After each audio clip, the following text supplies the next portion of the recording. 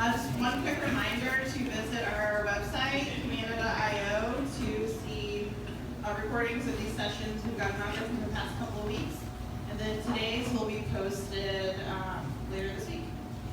Today we have with us DEC Product Manager, Becki Hyde, who recently was a co-chair for the MidwestUX Conference here in Louisville.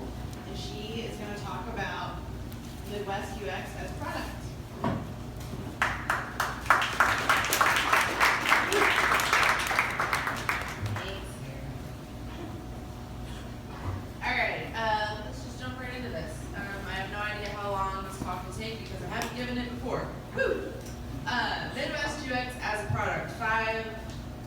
Simple steps. Nothing is ever as simple as we think that it is. So I'm Becki Hyde. I'm a product manager here at the Digital Experience Center. I used to be a user experience designer. I've been with Humana about 4.5 years. I've worked in the Digital Center of Excellence, and now I'm in the Digital Experience Center. So that's my history. I'm also a organizer of the local Louisville UX meetup, which is a monthly meetup group. We get together, we eat pizza, we drink beers, we talk about user experience design. A very casual group. If you have even a tangential interest in user experience design, you should check it out. It's free once a month. Meetup.com is the website where you can find us. This year I was the co-chair of MidwestUX. I had that opportunity by virtue of being the organizer, or one of the organizers of the UX meetup, which I have by virtue of being a designer at Humana. So the butterfly effect, if you go all the way back, thanks Humana for taking a chance on a print designer who wanted to be a digital designer. Because that brought me here, where I got to organize a huge conference at the Palace Theater, which is a place that I've been in love with since I was a little kid. This is me giving, I think, closing remarks at the conference on stage at the Palace. That's my tired eyes and my tired hair. Day 3 of a conference with about 15 hours grand total of sleep makes you look a little ragged up close. So thanks to our photographers for capturing this moment. MidwestUX, what the heck is this thing? It's in its 7th year as of next year. Next year it's in Cincinnati. The installment here in Louisville a couple of weeks ago is the 6th year of the conference. It started in Columbus. The goal of MidwestUX is to bring together UX practitioners in flyover states. So user experience design is really popular and well known in New York and San Francisco and Boston, Chicago even, but that's really the only spot in the middle of the country where you can find a ton of user experience designers. So the founders of the conference wanted to provide a way to create a community for all of us UXers in the middle of the country, and also to give us an affordable conference to go to that doesn't cost $1,000 to attend. It's in a different city each year. It's been in Indy, Grand Rapids, Columbus, this year Louisville, next year Cincinnati. A conference takes a lot of planning. Here's some numbers. It took about 1.5 years to put this whole thing together, from initial proposal until the actual conference itself. Myself and my co-chair, Kevin, had a team of about 18 organizers, 22 volunteers, 15 hours sleep, as I mentioned earlier, over 3 days of getting up at 5 o'clock in the morning and going to bed at midnight or later, runs dragon. It takes a lot. 40 speakers, 3 days, workshops, it just goes on and on and on. I knew going in that it would take a lot of planning, but I think it took about twice as much planning as I thought originally. You're just not prepared unless you've done something on this scale. And this is only the beginning of a summary of what it takes. So how did I manage to do this, seeing as how I've never done it before? These are some of our lovely organizers and volunteers, just a fraction of them. Couldn't have done it without these guys. It was not me doing this. was by any stretch. It was a team of people. I had the encouragement of my close friends and family, the support of my coworkers here at the deck. In particular, many of us were on the team organizing. Without Antonio, our director's support of us sort of working through a lot of this stuff while we were here in the office, would not have happened as well as it did. So thanks to him and to Humana. And so why am I talking about this to this group? What did I learn? I think one of the things that helped me to organize this conference effectively were some of the things that I've learned by working here in the Digital Experience Center at Humana. So that's why I figured it would be relevant to you guys for me to talk about this, rather than just sending you to watch the videos on Vimeo. So what is product management? It's not just a role on a team. It's a crucial concept that drives the success of a company. I tried to find some pictures that would sort of capture or demonstrate what product management is, and none of them sufficed. So here's a picture of my cat.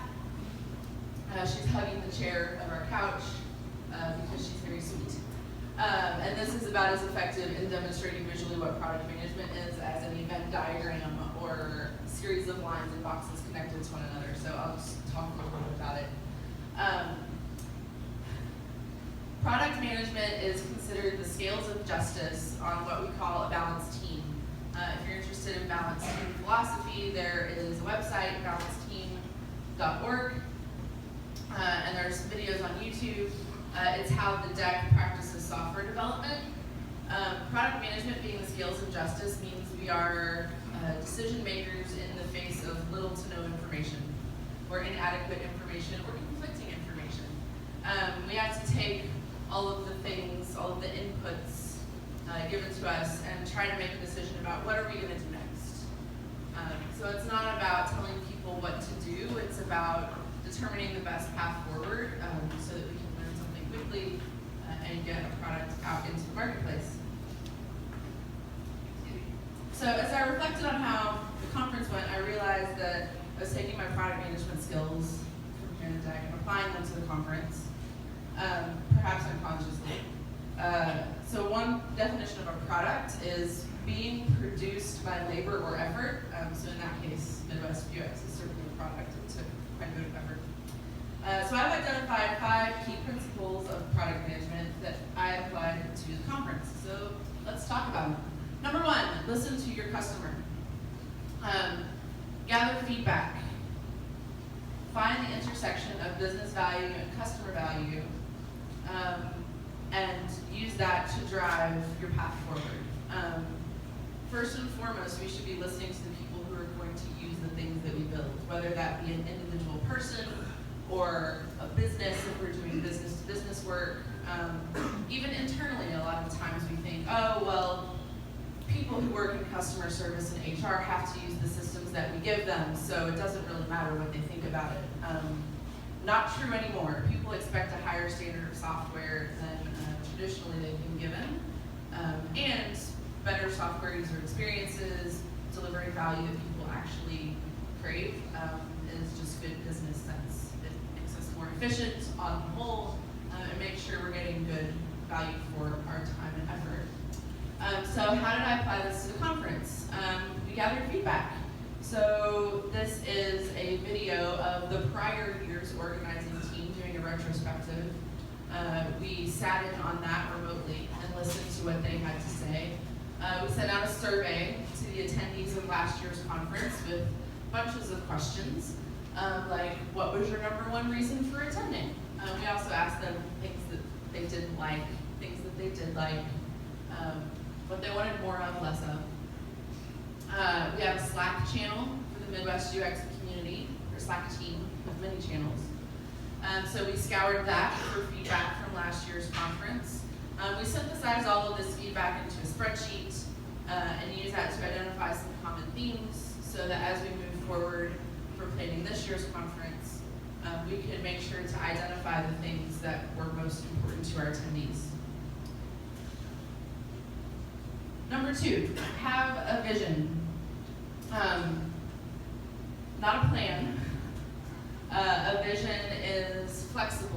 vision allows for decision-making within the vision that still aligns to the vision and doesn't care if you've decided all the details up front.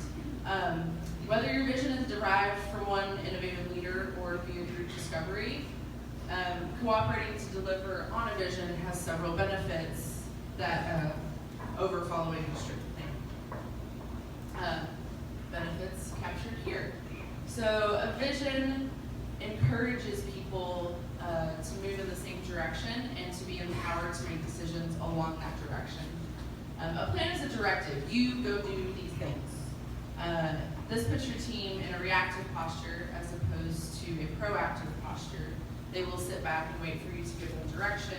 They'll feel afraid to make decisions on their own. It's tough to feel like a valuable contributor when all you're doing is executing someone else's list of tasks.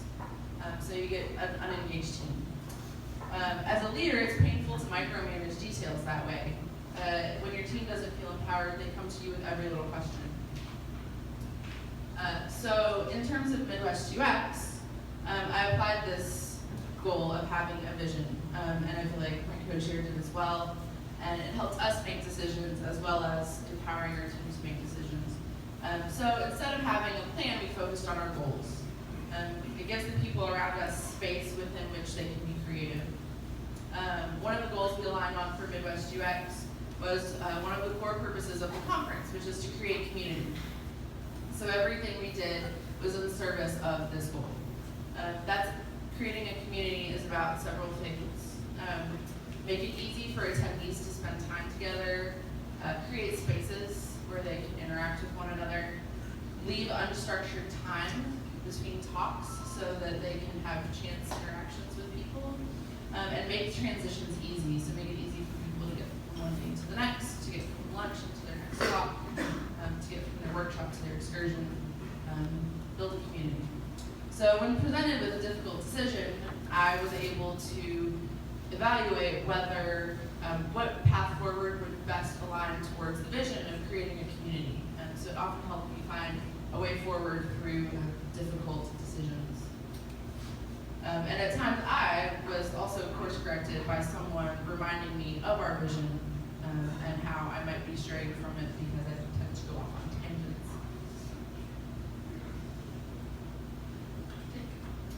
Number 3, make decisions.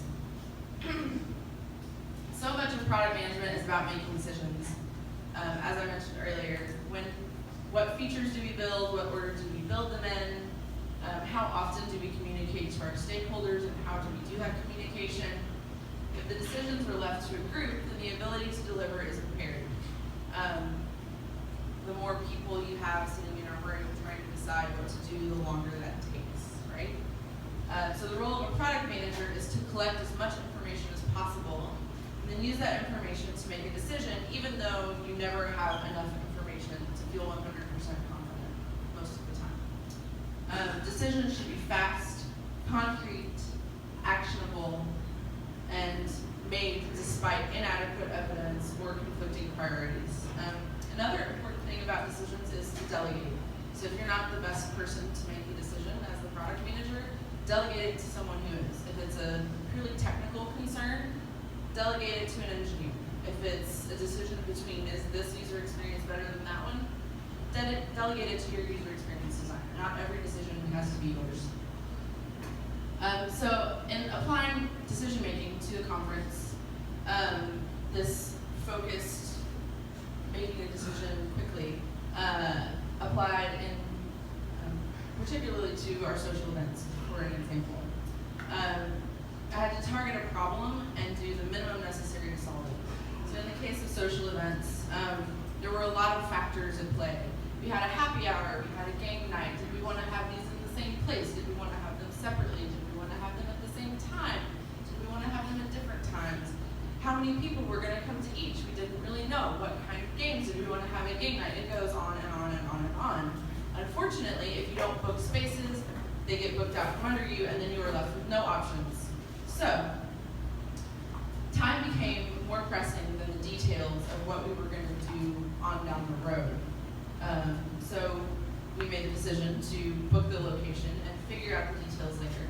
And that actually helped us make other decisions later on, because that initial decision removed a lot of cruft from the decision space.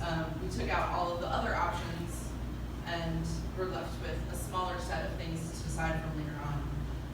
So oftentimes what you do is defined by what you don't do, and decision making is a big part of that.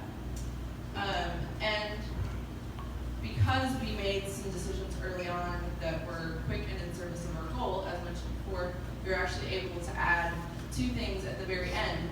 We added a VR beer pong setup, which was really cool, and a photo booth, which we hadn't originally planned to add. And we were only able to do that stuff because we had space in the days before the conference where we weren't having to scramble, because we had made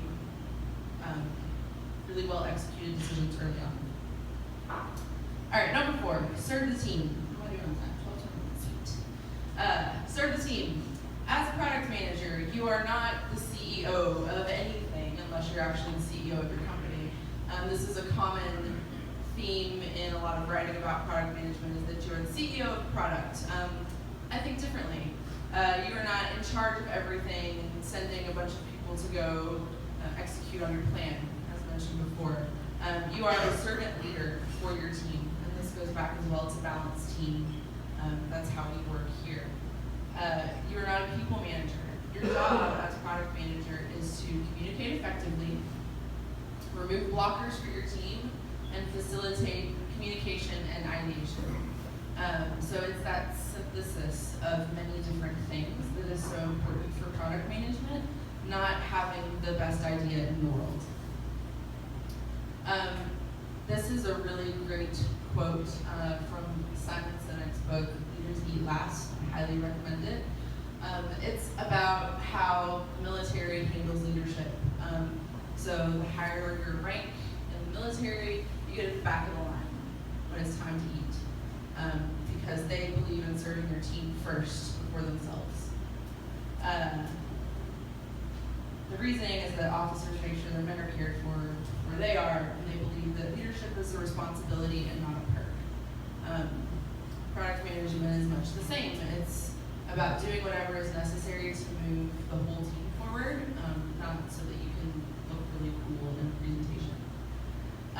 So how did I apply this to the conference? I delegated a lot.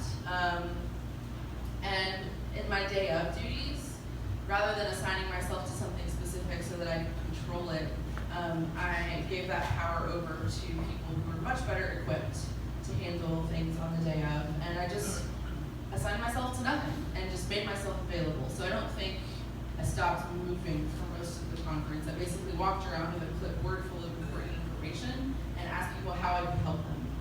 And I found things that needed doing that wouldn't have had someone to do them if I had been assigned to, say, making sure the catering was going well, or making sure the speakers were in the right places. There were other people better suited to that, and it left me open to take care of little things that came up at the last minute. And number 5, the best one, do less work. That is not so much this version of doing less work, but more like this. So it's work smarter, not harder. Doing less work means starting with simplicity. It means validating your hypothesis with the smallest amount of work possible. If you're familiar with Lean Startup, you know what I'm talking about. If not, there are several good books and websites on the topic. I don't have time to go into all of the details here, but Lean Startup is all about that lean hypothesis validation, right?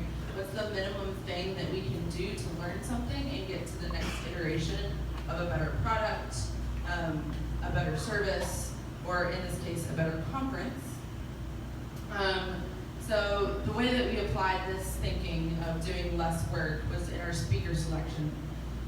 We had 250 submissions from all over the world for people to speak at our conference, and only could choose 40 of them. That seems pretty daunting.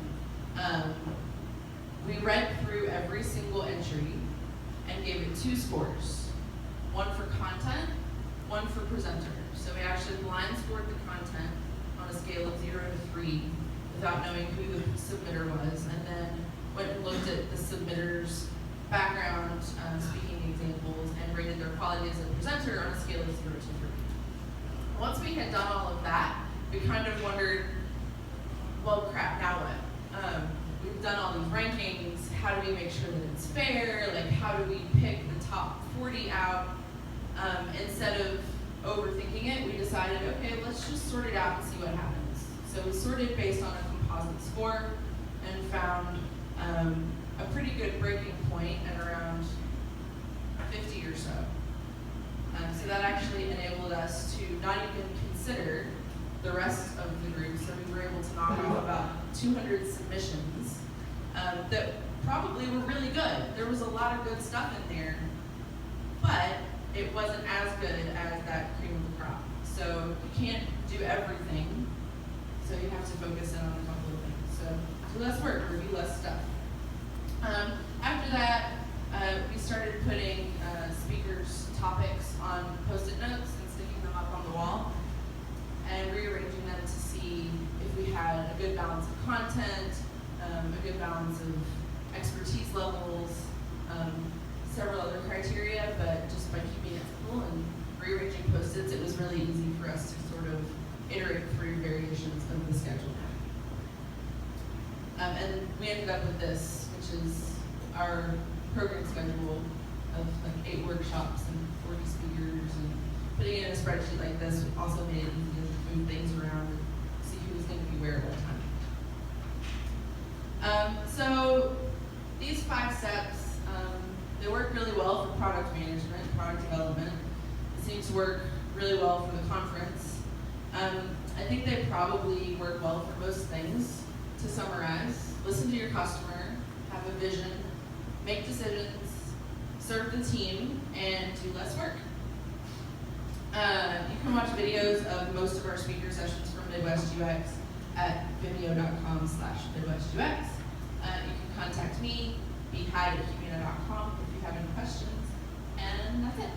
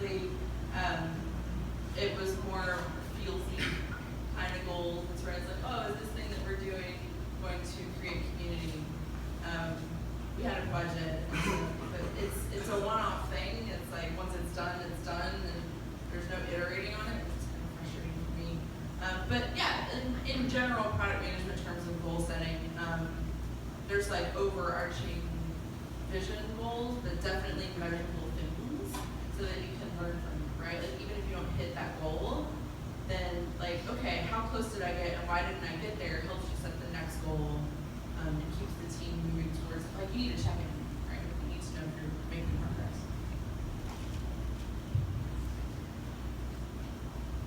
So have you had your post-conference review session, and is this some of the material that came out of that? Yeah, I think we had a retro with the team last week, and we received feedback ongoing during the conference. User experience designers are really eager to give feedback on a user experience conference, believe it or not. And yeah, I think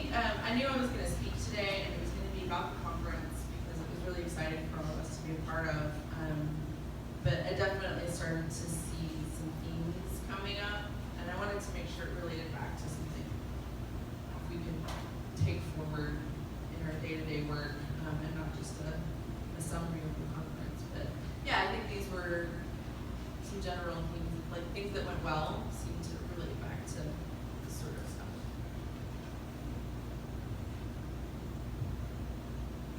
So aside from what you've already talked about, what was your other favorite parts of the conference? Anything that really stood out for you? The parties.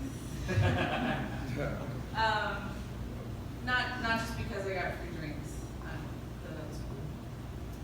But getting to socialize with the attendees, like those were the times that there was less going on. A social event kind of runs itself. People show up at a happy hour, they get their drink tickets, and then they mingle. And so those were the few times that I actually got a chance to interact with the community, which is why I was a part of the conference, is because I wanted to be a part of the community. And then you realize in the days leading up to the conference that you're going to be very busy during that conference and not have a whole lot of time to spend with the community. But we hope to take the momentum forward and grow our meetup here and maybe travel to some other places, that sort of thing. Who were your stakeholders and how often did you have to report back to them? Our primary stakeholders were the founders. There were two of them.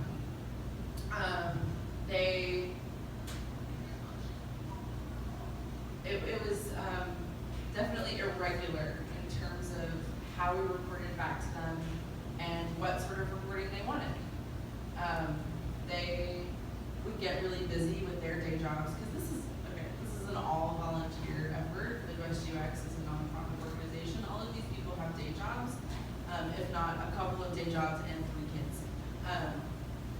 So sometimes their lives would get really busy, and if I reached out to them with a question that I wasn't sure if I should move forward on without their guidance, they would respond because they were too busy.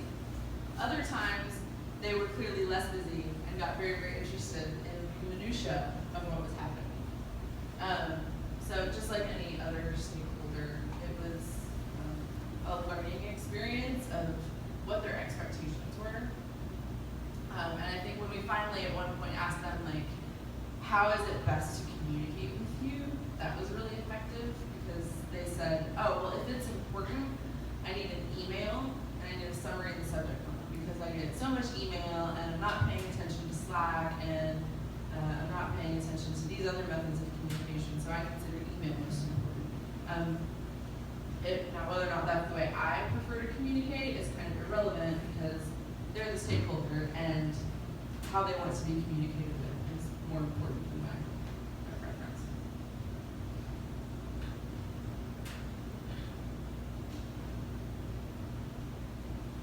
All right, thanks everybody.